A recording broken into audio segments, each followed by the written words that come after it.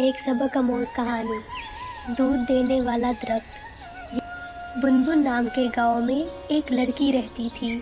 اس کا نام تھا لاڈو۔ لاڈو کو بچپن سے ہی پیڑ پودے اگانے کا بہت زیادہ شوق تھا۔ ایک دن لاڈو نے یوں ہی جنگل میں جا کے اپنا ایک پودا لگایا اور روز اس کو پانی دینے لگی۔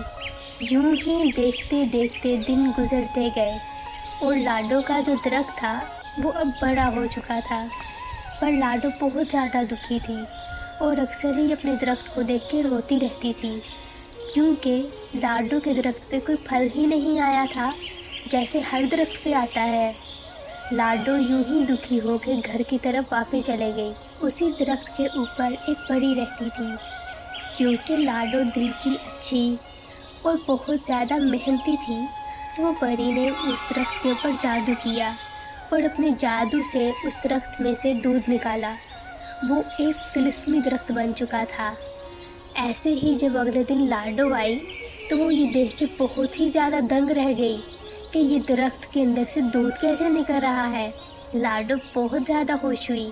تو پیارے بچوں، اس کہانی سے ہمیں یہ سبق ملتا ہے کہ ہمیں کبھی بھی ہار نہیں ماننی چاہیے۔ اگر آپ کو ہماری یہ ویڈیو اچھی لگی ہو تو پلیز ہمارے چینل کو لائک اور سبسکرائب کریں۔ آپ کا شکریہ۔